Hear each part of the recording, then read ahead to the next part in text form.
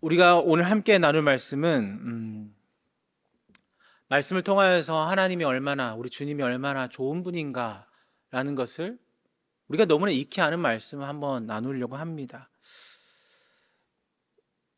다 말하지 않아도 아시겠지만 이번 주에 큰일이 있었죠. 저는 이걸 무겁게 이야기하고 싶지 않고, 아침에 일어날 때 아내가 저에게 유머 게시판 하나 읽어주더라고요. 그런 거였어요. 한 엄마가 어제 저녁에 간밤에 있었던 일들을 아이에게 설명하고 TV를 막 보여주니까 초등학생 아이가 엄마한테 이렇게 이야기했대요. 엄마, 나 또 외울 게 하나 또 늘었어? 라고 이야기했다고 합니다. 제가 고3 때 9.11 사태가 일어났거든요. 참 세월, 정말 어리죠. 제가 고3 때 9.11 사태가 일어났는데, 고3 때 집에서 딱 돌아오는데 저희 엄마가 그때 선교를 하시다가 한 달 돌아오실 때 같이 있었거든요. 근데 그때 그런 말씀 하시는, 야, 너 저거 잘 봐라. 수능이 나온다. 그 비슷한 상황이잖아요. 왜 제가 이 얘기를 꺼내냐면, 오늘 말씀을 우리가 이 이야기로 시작해야 하기 때문에 그렇습니다. 우리는 5절 말씀부터 읽었지만 앞의 내용이 굉장히 연결되어 있어요. 1절부터 4절까지 말씀 먼저 나눠보면, 1절부터 4절까지 말씀에 이 주제를 한 줄로 제가 정리하면 이렇게 이야기할 수 있어요. 주의 말씀을 지켜서 죄를 짓지 않는 인생을 살라라고 이야기할 수 있어요.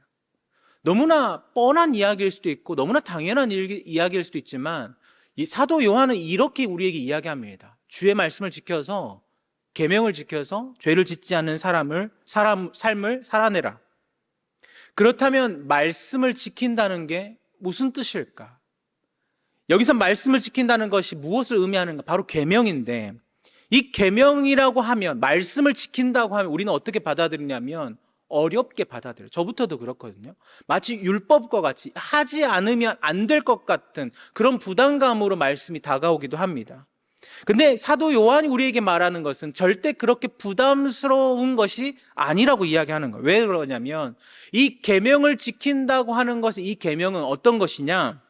우리가 지식적으로 정보적으로 아는 것이 아니라 어떤 관계, 하나님과 우리의 사귐을 통해서 그 사람이 누구인지를 아는 것처럼 하나님과 사귀며 살면서 깨닫게 되는 거예요. 어떻게 깨닫는 거야? 하나님이 누구이신가? 하나님이 나에게 어떤 일을 행하시는 분이신가? 어떻게 우리에게 말씀하시는가? 어떤 큰 사건을 기억하고 아는 그 정보가 아니라, 하나님을 안다고 하는 것은 관계를 의미합니다. 사귐을 의미하는 거예요. 여러분, 우리가 주님을 안다라고 하는 것은 굳이 다 설명하지 않아도, 주님을 아는 것이 무엇입니까? 예수님이 언제 태어나셨고 몇 년 며칠 태어나셨고 아니잖아요. 한 세 가족이 저에게 물어보셨어요. 에덴 동산의 목사님 어느 쪽에 있습니까? 여러분, 여기 이거 아시는 분 있어요? 몇 킬로 정도 있고, 어느 지역에 있고, 어느 부분에 있고. 여러분, 그게 중요한 게 아니잖아요. 신앙생활에 중요한 게 그게 아니잖아요. 하나님을 아는 거에 중요합니다. 깊은 사귐을 통하여서 주님이 어떤 분이신가를 아는 것이 너무나 중요해요. 정보와 필요를 채워서 아는 것보다 하나님과의 관계를 맺어서 아는 것이 더 풍성한 은혜가 나타나게 되는 겁니다. 만약 우리가 하나님을 알기 원하는데, 하나님이 그래, 저기 멀리 계시는 분이다. 하나님은 우리 눈에도 보이지 않고 저기 멀리 계셔서 우리와 조금 관계가 멀다라고 이야기하면 우리가 신앙생활을 할 수 있겠습니까? 우리가 그렇게 이야기한다면, 그렇게 받아들인다면 신앙생활을 할 수도 없고, 하나님을 알 수도 없고, 하나님의 말씀을 지킬 수도 없어요. 하나님과 나 사이에 이 관계가 변화가 일어나기 시작하는 시점이 언제냐면, 하나님이 나의 아버지가 되고 내가 하나님의 자녀가 될 때, 하나님이 나의 하나님이 되시고 내가 하나님의 백성이 될 때, 그 말씀의 시작이, 그 관계의 변화가 일어나는 거예요. 사랑하는 성도 여러분, 우리가 하나님을 온전히 알게 되기를 간절히 소망합니다. 말씀을 지키기를 원한다면, 우리가 말씀대로 살아내기를 원한다면 우리에게는 깨달음이 필요해요. 어떤 깨달음? 아는 깨달음. 하나님을 온전히 아는 것. 이 관계는 이런 것과 마찬가지로 생각합니다. 만약에 제 아들이 저에게 아빠라고 부르지 않고 목사님이라고 부른다면 어떤 관계가 될까요? 아빠의 개념이 아니라 목사와 그 성도의 관계가 되겠잖아요. 사실 그런 적이 한 번 있어요. 제 아들이 안양에 올라와서 정신적인 충격이 컸는지 갑자기 3학년 때 그런 일을 하더라고요. 아빠한테 제 아들이 항상 저를 리모컨처럼 부르거든요. 아빠 이것 좀 갖다 와줘, 저것 좀 해줘, 이것 좀 옮겨줘, 이것 좀 해줘. 항상 이러던 녀석이 갑자기 아빠 이것 좀 해주십시오. 진짜 이렇게 했어요. 저 아내랑 그래 놀래가지고 제가 적응을 잘 못하고 있나 보다. 그래서 며칠을 설득하고 말 좀 해봐. 근데 말을 잘 안 하는 성격이거든요. 말 좀 해봐. 말 좀.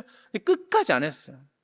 그냥 그렇게 해보고 싶었나 봐요. 그런데 아들이 그렇게 이야기하니까 제 마음이 어떤 마음이 드냐면 불편함이 생기는 거예요.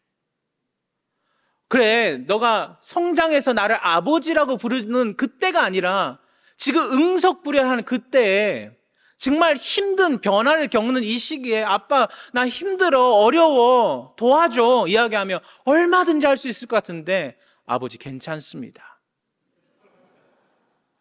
마치 이런 것 같은 느낌이 드는 거예요. 그러니까 마음이 불편하더라고요. 여러분, 우리는 하나님을 어떻게 부릅니까? 우리가 필요할 때, 원할 때 정말 내 간구를 들어달라고 하나님 앞에 아버지라고 부르는 거잖아요. 그 관계를 의미하는 거예요. 정보를 아무리 얻는다고 해서 어떤 신학적인 이론들 막 정립한다고 해서 그게 쌓아진다고 해서 완성되는 게 아닙니다. 여러분, 우리가 성경 공부 아무리 많이 하지만 뒤 돌아서면 잊어버리는 것처럼 여러분, 그것은 다 지나쳐버리고 잊어버릴 수 있어요. 그런데 진짜 사귐이 일어나면 잊어버릴 수가 없어요. 끈끈한 관계를 맺으면 그것을 떼어낼 수가 없어요. 하나님이 오늘 본문 앞서서 이야기하는 것이 바로 그 사귐의 알을 이야기합니다. 그리고 넘어오면서 오늘 본문으로 말씀이 시작되는데 우리 5절 말씀 읽고 시작하겠습니다. 5절 말씀 같이 한번 읽어보겠습니다. 2장 5절 말씀 함께 읽겠습니다. 시작. 누구든지 그의 말씀을 지키는 자는 하나님의 사랑이 참으로 그 속에서 온전하게 되었나니 이로써 우리가 그의 안에 있는 줄을 아노라. 아멘. 오늘 본문 말씀은 하나님의 말씀을 지키는 것에 대한 또 다른 측면을 이야기하고 있어요.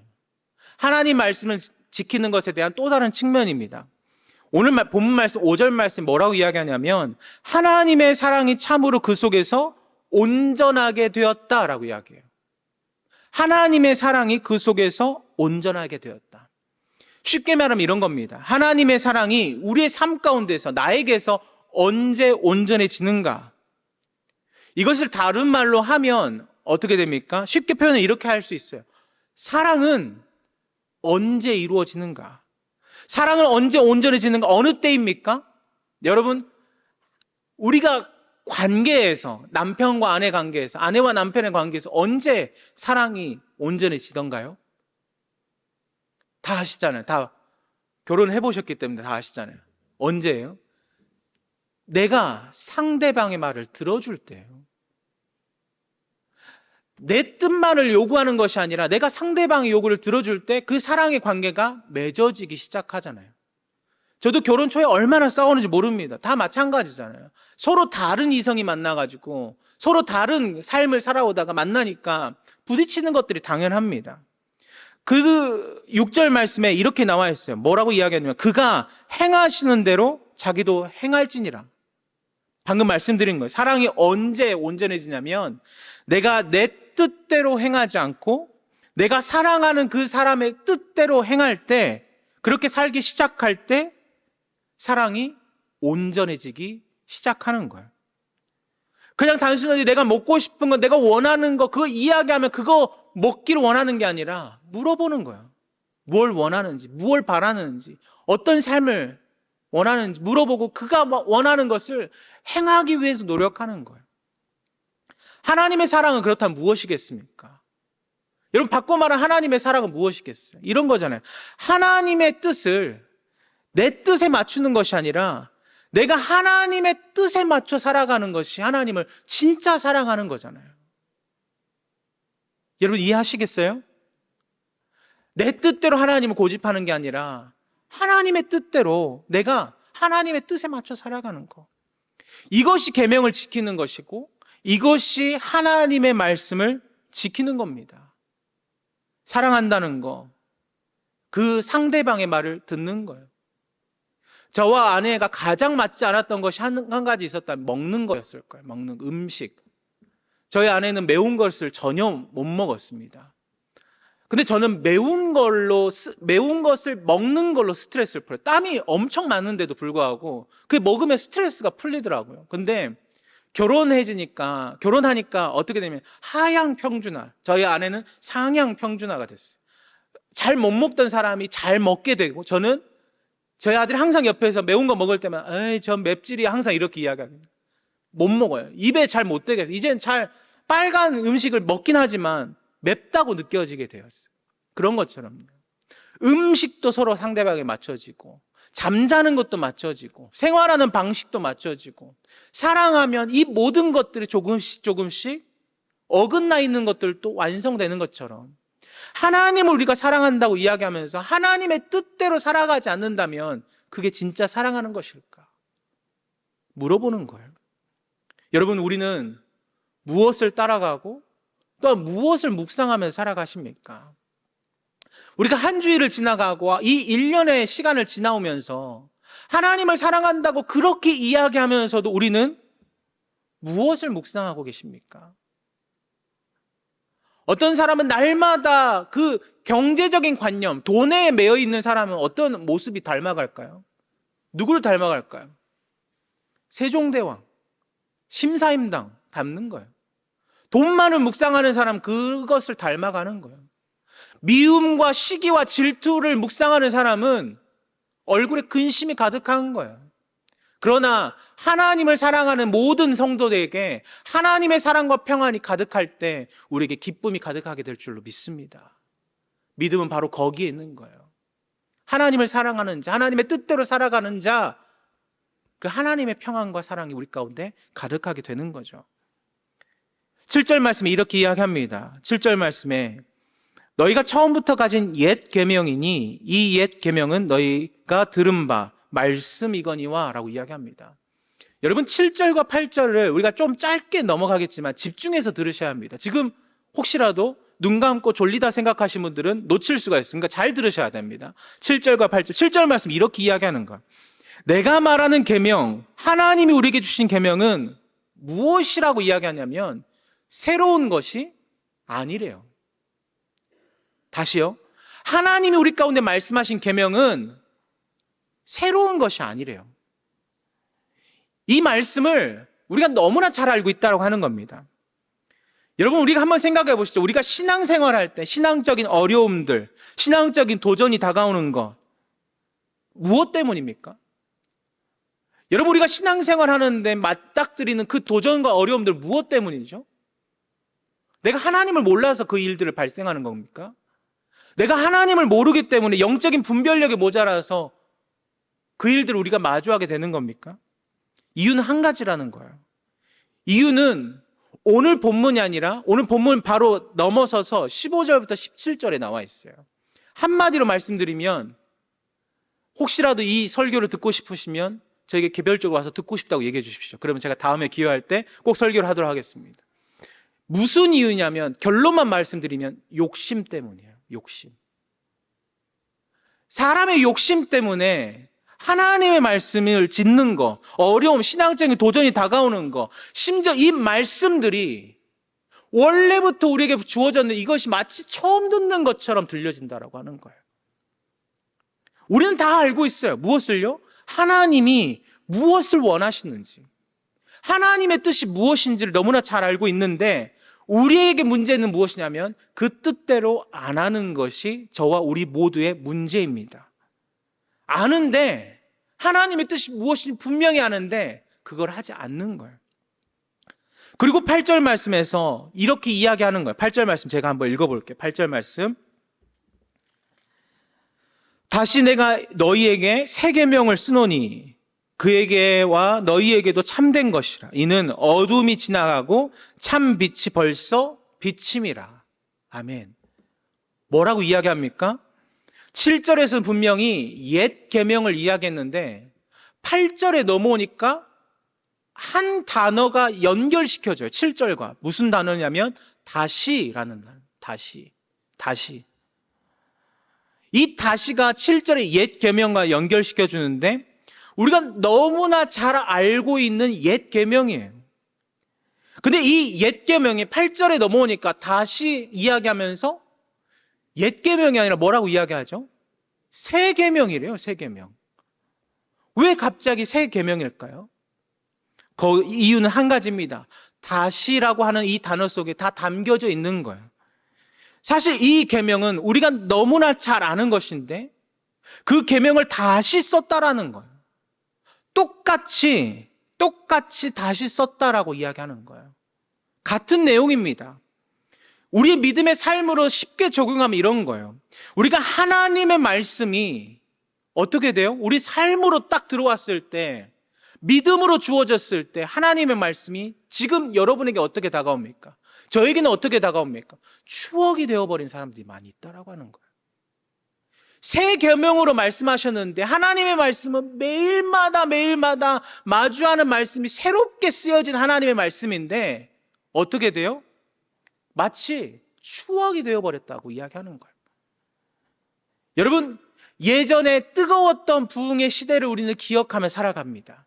예전에는 이랬지 하면서 그때만을 생각합니다.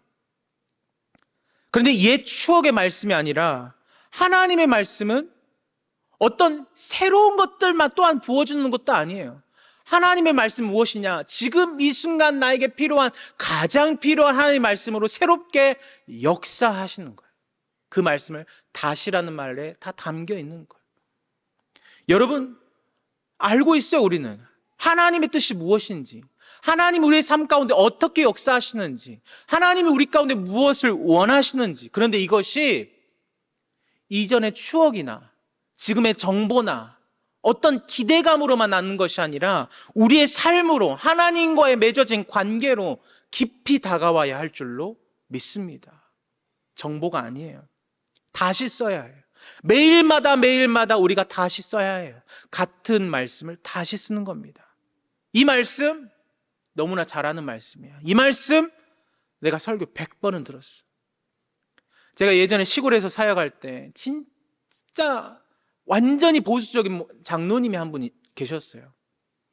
실명을 거론하면 그분이 이 말씀을 볼 수도 있기 때문에 거론하지 않겠지만 그분이 저에게 이렇게 말씀하셨어요. 제가 설교를 너무나 잘하는 척 했나 봅니다. 표정이 너무나 내 설교가 만족스러워 이랬나 보죠. 그리고 설교를 딱 끝나고 내려왔는데 장로님이 저에게 착 찾아오셔서 이렇게 말씀해요. 목사님, 제가 오늘 그 설교 제가 신앙생활하면서 100번은 더 들었습니다. 무슨 뜻이죠? 잘 안다라는 거예요. 너가 그렇게 하지 않아도 내가 잘 안다. 마치 이렇게 들렸어요. 여러분, 그런데 우리가 100번 들어도 말씀은 100번 다 다르게 들려야 할 줄로 믿습니다. 다시 새롭게, 다시 새 계명으로 하나님 우리 가운데 매일마다 말씀하신 하나님의 은혜가 달라지는데 100번 들은들 뭐합니까? 중요한 게 그게 아니잖아요. 하나님의 말씀 우리가 100번, 1000번 들었다고 달라지는 거 아닙니다. 여러분, 저도 신앙생활 지금 42이지만 42년만큼 들었잖아요. 그래도 달라지지 않더군요. 똑같아요. 어제와 같고 작년과 똑같고 20살 때와 똑같고 항상 똑같아요. 근데 필요한 것은 무엇이냐면 하나님과의 깊은 만남으로 우리의 삶 가운데 그 말씀이 다시 새롭게 되어지는 관계를 우리가 맺어가야 하는 거예요. 그리고 이어지는 말씀 앞에서 이 옛 계명과 새 계명이 무엇인지를 이야기하는데 하나님이 우리에게 가장 중요하게 생각하는 말씀을 9절에서 10절, 11절 가운데 기록하고 있습니다. 우리 9절과 10절 말씀 한번 읽어볼까요? 우리 9절과 10절 말씀 우리 같이 한 번만 읽어보겠습니다. 시작. 빛 가운데 있다면서 형제를 미워하는 자는 지금까지 어둠에 있는 자요. 그의 형제를 사랑하는 자는 빛 가운데 거하여 자기 속에 꺼리낌이 없으나. 아멘. 앞에서 계속 반복하면서 이야기했던 것이 무엇이었죠? 계명에 관한 거였어요. 옛 계명, 새 계명, 새 계명, 옛 계명, 옛 계명, 새 계명 이야기하다가 갑자기 9절에 넘어오니까 그 옛 계명과 새 계명이 강조하는 것이 무엇인지에 대해서 너무나 분명하게 이야기합니다. 그것이 무엇입니까? 9절과 10절 봤을 때 무엇을 이야기하냐면 형제를 사랑하는 거예요. 사랑하는 거. 형제를 사랑하는 것이 예수님의, 그리스도의, 하나님의 계명이다라고 이야기하는 거예요. 이것이 옛 계명이기도 하고 다시 써야 할 새 계명이기도 하면서 동시에 구약에서부터 새로운 삶을 허락하신 지금의 삶까지 허락된 하나님의 계명과 말씀이라고 이야기하는 거예요. 하나님이 말씀하셨어요. 우리 레위기 19장 18절 말씀 화면을 띄워주시면 좋을 것 같아요. 뭐라고 이야기하시냐면 내 이웃을 사랑하기를 내 자신과 같이 사랑하라 라고 말씀하셨어요. 요한복음 13장 13절 34절 말씀 뭐라고 이야기합니까? 우리가 너무나 잘 아는 말씀, 새 계명을 너희에게 주노니 서로 사랑하라. 그리고 또다시 요한일서 오늘 말씀에 형제를 사랑하라 라고 이야기하는 거예요. 여러분, 사도 요한이 이렇게 이야기하는 거, 형제를 사랑하는 것에 대해서 우리가 깊이 고민해 봐야 합니다. 하나님의 말씀을 지키는 삶이 어떤 것인지에 대해서 분명하게 이야기하고 있거든요. 9절 말씀에 이렇게 이야기합니다. 빛 가운데 있다면서 형제를 미워하는 자는 지금까지 어둠에 있다. 좀 더 쉽게 이야기하면 빛 가운데 있는 사람은 형제를 어떻게 한다고요? 사랑한다라는 거예요. 이것을 말씀하시는 겁니다. 빛 가운데 거하는 자, 그리스도의 빛 가운데 거하는 자는 형제를 사랑한다. 빛 가운데 거한다고 이야기하면서 형제를 사랑하지 않는 사람은 그것은 빛 가운데 거하지 않는 사람이다라고 이야기하는 거예요. 여러분, 우리가 사랑한다는 증거, 우리의 사랑의 증거는 어디에 있습니까? 무엇입니까? 답을 말씀드렸어요. 형제를 사랑하느냐, 사랑하지 않느냐에 있습니다. 우리가 빛 가운데 있는 증거는 형제를 사랑하느냐, 사랑하지 않느냐에 있어요. 그렇다면 이 빛이 무엇인가? 이 빛이 무엇인가? 요한복음 1장 9절에 10절 말씀, 제가 하나님의 말씀을 읽겠습니다. 참빛 곧 세상에서 와서 각 사람에게 비추는 빛이 있었나니 그가 세상에 계셨으며 세상은 그로 말미암아 지은 바 되었으되 세상이 그를 알지 못하였고. 여러분, 참빛이 무엇입니까? 누구입니까? 예수 그리스도예요. 예수 그리스도의 말씀을 지키는 자, 그 거하는 자는 형제를 사랑하게 되어 있어요. 형제를 사랑한다는 말은 곧 무엇입니까? 그리스도 안에 거한다라고 하는 거예요. 사랑하는 성도 여러분, 한번 질문하고 싶어요. 옆에 분 한번 부담스럽지만 보시고, 옆에 분을 사랑하십니까? 사랑합니까? 사랑합니까? 그러면 하나님 말씀하시는 거, 우리는 어떤 사람이라고요? 빛 가운데 거하는 사람이라고. 그리스도 안에 거하는 사람이라고요. 아, 옆에 사람들만 보라 해서 사랑했나 보다. 앞뒤도 마찬가지잖아요. 우리가 앞뒤 좌우를 다 살펴보니까 우리 그리스도 성도의 공동체를 서로 사랑하는 이유는 무엇입니까? 우리가 그리스도 안에 거하기 때문이에요. 말씀 안에 거하기 때문에, 주님 안에 있기 때문에 우리가 사랑할 수가 있는 거예요. 여러분, 사랑하면 어떻습니까? 막 기뻐요. 이 소식을 알리고 싶어요. 제가 결혼할 때 모른 척 하면서 연애를 했어요. 1년 반 동안. 근데 제가 결혼합니다. 청첩장도 주고 뭐 하는데 사람들이 어때요? 다 알고 있더라고요. 다 그런 거잖아요. 사랑하더라도 티를 안 낸 것 같지만 다 티가 납니다. 그리고 막 사랑하면 이것들이, 이 사랑이 나에게만 머물러 있는 게 아니라 어때요? 막 전달돼요. 더 많은 사람도 보고 싶고 이 사람에게 알리고 싶고, 그런 것처럼 그리스도의 사랑을 거한다면 우리가 멈출 수가 없는 거예요. 하나님의 사랑 안에 거하고 있다면 이 사랑이 나에게서 머무르는 것이 아니라 또 다른 사람에게 흘러갈 수 있도록 우리가 그것을 삶으로 이야기하고 어떤 말씀으로 전하기도 하고 우리 다양한 방법으로 하나님을 증거하는 것이 그리스도인의 모습입니다.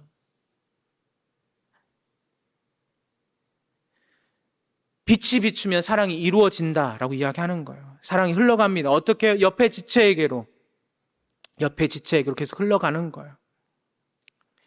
여러분, 우리가 두 가지만 기억하면 좋을 것 같아요. 우리가 사랑할 때 우리 사랑을 정말 힘들게 하는 것이 있습니다. 무엇이냐면 주님이 저 사람도 사랑하시겠지라고 생각하면 사랑할 수가 있다고 하는 거예요. 주님이 나 같은 사람도 사랑해 주셨다는 것을 기억하면 우리가 사랑할 수 있게 될 줄로 믿습니다. 주님의 은혜가 얼마나 컸던지 제가 예화를 잘 들지 않지만 이런 사람의 이야기를 한번 들어보고 싶어요. 20세기 초에 일본에서 있었던 이야기입니다. 그러니까 정말 힘든 우리나라에게 가장 힘든 시기에 1900년도 초에 일본의 나가노라고 하는 목사님이 있었습니다. 이 목사님은 신학교를 막 졸업해서 이제 목회를 해야 되는데 어떻게 하냐면 아무도 예수를 믿지 않은 곳에서 이 목회를 해야겠다라는 생각에 일본의 북부 지방에서 목회를 시작했다고 합니다. 그런데 목회를 시작하고 교회를 딱 세웠는데 성도가 몇 명이냐면 3명이에요. 3명. 왜 3명이냐면 아내, 아들 둘 해서 총 3명입니다. 그리고 5년의 시간이 지났어요. 5년의 시간이 지나면 성도가 몇 명이 되는 거예요? 여전히 3명. 똑같이 3명이에요. 그런데 그 5년쯤의 시간이 지났을 때 한 청년이 그 목사님의 교회로 오게 되었습니다. 목사님의 교회로 와서 이 청년이 너무나 오니까 처음 맞이한 사람이니까 너무나 기쁜 나머지 예배를 드리고 말씀 열심히 전하고 이후에 가족들과 같이 식사 자리를 준비한 거예요. 근데 한참 식사를 하고 있는데 이 사람이 갑자기 어떻게 돼요? 기침을 하는데 그냥 기침이 아니라 피를 토하기 시작하는 거예요. 근데 어떤 피냐면 그냥 액체가 아니라 고체가 섞여 있는 한마디로 폐결핵을 앓고 있었던 청년이었어요. 여러분 지금은 좀 괜찮지만 예전에 폐결핵 하면 어떻습니까? 큰 병이잖아요. 전염되기도 하고 정말 죽는 병이었어요. 그러니까 이 목사님 마음 가운데 이런 마음이 들었대요. 이 사람을 당장 내쫓을까? 아니면 피를 닦고 다시금 밥을 가져다 줄까? 두 가지 마음이 계속해서 고민이 되는데 그 마음 가운데 갈등이 있을 때 어떻게 했냐면 목사님이 피를 닦고 다시 음식을 가져다 줬대요. 그리고 이 청년의 인생이 완전히 바뀌게 됩니다. 알고 봤더니 이 청년 어떤 사람이었냐면 이런 사람이었어요. 이 청년 역시도 신학교를 졸업하고 이제 신학을 해야 되는데 폐결핵에 걸린 거예요. 근데 폐결핵이 전염되다 보니까 사람들이 받아주는 사람이 아무도 없고 심지어 교단에서도 내쫓기는 신세가 되었다고 합니다. 파문을 당했대. 그래서 이 마음에 신앙적인 회의가 일어나기 시작했어요. 그러다가 죽기로 결심하는 거죠. 죽기로 결심하고 그래 마지막 내가 삶의 결단을 한다 생각하고 교회를 찾아갔는데 이 나가노라고 하는 목사님의 교회를 찾아간 거예요. 그런데 이 목사님이 어때요? 다른 데서는 피를 토하면 내쫓고 자기를 외면했는데 이 사람이 피를 닦고 밥을 다시 가져다 주는 모습을 보면서 자신의 삶이 변화되었다고 하는 거예요. 이 사람의 이름이 무엇이냐면 제가 잊어버렸어요. 가가와 도요히코라는 사람입니다. 우리는 누군지 정확하게 모르고 저도 잘 모르지만 이 사람의 이름이 일본에 너무나 중국에서까지 빈민 구제 사역을 해서 굉장히 유명한 사람이라고 이야기하더라고요. 제가 네이버를 찾아보니까 있더라고요. 여러분, 나가노 목사님에 대해서 이야기합니다. 이 가가와 도요히코가 정말 큰 성공을 거두고 한 인터뷰에서 이렇게 이야기하는 거예요. 아니, 기자가 어떻게 선생님 그렇게 행하실 수 있습니까? 어려운 사람을, 어려운 이웃들을 어떻게 그렇게 많이 도울 수 있습니까? 라고 이야기하니까 가가와 이렇게 이야기했대요. 나의 선생님 나가노 목사님에 비하면 아무것도 아닙니다. 그는 폐결핵에 걸린 자기 피를 닦아주었던 사람입니다. 이렇게 이야기합니다. 여러분, 무엇을 이야기하고자 하냐면 목회라는 목회자로서 성도를 딱 한 명 전도했고 어찌 보면 한 명 배출했어요. 여러분 성공한 겁니까? 실패한 겁니까? 세상 논리로 하면 실패죠. 어떻게 그게 성공이겠습니까? 그런데 하나님이 세상 논리로 말하지 않잖아요. 무엇을 이야기합니까? 사랑이 흘러갔다라고 이야기하는 거예요. 누구에게로요? 나가노 목사님에게서 그 가가와라고 하는 그 목사님에게로. 그 가가와라는 목사님을 통해서 어려운 사람이 필요한 곳으로 흩어져 가는 것처럼. 여러분, 일본의 이야기를 들어서 불편할 수도 있겠지만 우리나라도 마찬가지잖아요. 여러분, 얼마나 많은 목회자들이 있습니까? 얼마나 많은 섬김의 사람을 살아갔던 우리 성도들이 있습니까? 무엇 때문에 그 일을 행하는 겁니까? 무엇이 그렇게 할 수 있게 만드는 겁니까? 사랑이에요. 그리스도의 사랑이 우리를 완성시키는 줄 믿습니다. 사랑하는 성도 여러분, 우리가 그냥 이대로 살아가면 살 수가 없어요. 제가 지난달에 예배할 때 펑펑 울었어요. 그러면서 여기저기서 이야기가 들리더라고요. 왜 울었냐? 무슨 일이 있냐? 가정에 무슨 일이 있냐? 교회를 떠나냐? 아주 수만 가지 이야기를 들었습니다. 이유는 한 가지였어요. 제가 말하는 대로 살아내지 못한 것이 너무나 주님 앞에 부끄러워서 울었어요. 여러분, 믿음이란 게 그런 거 아니겠습니까? 그리스도를 사랑하고 예수 그리스도의 사랑을 품고 있는 자가 형제를 사랑하지 못한다면 눈물 흘릴 수밖에 없어요. 안타까움의 눈물이에요. 작은 섬김이 한 사람의 인생을 바뀌어서 그 지역과 세계를 변화시키는 것처럼 이 나가노라고 하는 목사님의 그 섬김이 열방을 변화시켜요. 사랑하는 성도 여러분, 혼란이 가득한 지금 이 순간에 우리는 무엇을 행해야 되냐면, 우리도 나가서 구호를 외칠 수도 있고 방어할 수도 있고 여러분의 여러 가지 생각으로 할 수 있겠지만 우리는 한 가지입니다. 그리스도의 이름으로, 그리스도의 사랑으로 형제를 사랑하는 우리 성도님 되시길 간절히 소망합니다. 우리가 서로 사랑하는 거예요. 여러분, 이 12월 한 달 대강절, 대림절 기간을 지냈는데 가장 중요한 것이 무엇입니까? 가장 중요한 것이 무엇이겠습니까? 그리스도를 끝까지 사랑하는 거예요. 이걸 놓치면, 이것을 포기하면 우리는 성도의 역할을 할 수가 없는 거예요. 오늘 본문 마지막은 이렇게 이야기합니다. 12절부터 14절 말씀을 보면 시간이 가기 때문에 이 말씀을 요약하면 이런 거예요. 계속적으로 반복하는 것이 있는데 무엇이냐면 대상을 나눠서 이야기하는 것 같아요. 처음에는 자녀들에게, 아비들에게, 그리고 청년들에게 이야기하는 것처럼 들립니다. 그런데 오늘 이 말씀에서 이야기하는 것은 어떤 대상을 청년들과 아비들과 자녀들에게 이야기하는 것이 아니라 순서를 주목해서 봐야 해요. 첫 번째 이렇게 이야기합니다. 자녀들에게 이야기하는데, 자녀들아 너희 죄가 그의 이름으로 말미암아 사함을 받았으며 라고 이야기합니다. 무엇을 이야기합니까? 그리스도의 십자가예요. 그리스도의 십자가. 여러분, 우리에게 사랑의 출발점이 있다면 어디에서 시작하는 거냐면 십자가로부터 시작하는 줄 믿습니다. 십자가의 은혜로 출발하는데 그 다음 아비들에게 이야기하는 거, 너희가 태초부터 계신 이를 알았다라고 이야기하는 거예요. 우리가 좀 전에도 이야기했죠. 옛 계명과 새 계명을 이야기했을 때 우리가 그 계명들을 알고 있어요. 하나님의 은혜로 말씀을 지키는 사람이 됩니다. 그리고 청년들에게 이야기하는데 이렇게 이야기하는 거예요. 내가 너희에게 쓴 것은 너희가 강하고 하나님의 말씀이 너희 안에서 거하시며 너희가 흉악한 자를 이기었음이라. 승리를 이야기하고 있어요. 여러분, 십자가의 사랑과 그의 말씀을 지키며 살아가는 자들에게 무엇이 다가온다고요? 승리하겠다라고 말씀합니다. 여러분, 우리가 어떻게 승리할 수 있습니까? 여러분, 우리가 어떻게 세상을 이길 수 있습니까? 없어요. 방법이 없어요. 단 한 가지. 딱 한 가지. 여러분, 우리가 돈을 아무리 많이 벌어도 우리나라의 가장 많은 부자보다 벌 수 없고, 우리가 아무리 말씀을 많이 외워도 CTS나 CBS 방송 보면 정말 말씀을 달달달 외우는 목사님처럼 성경 한 권을 다 외울 수도 없고, 우리가 아무리 많이 사랑해도 이전에 있었던 신앙의 선조들보다 할 수 없는 것이 우리의 한계입니다. 진짜 한계는 그렇게 할 수 없어요. 그런데 우리가 세상을 이길 수 있는 방법을 한 가지로 말씀하세요. 무엇입니까?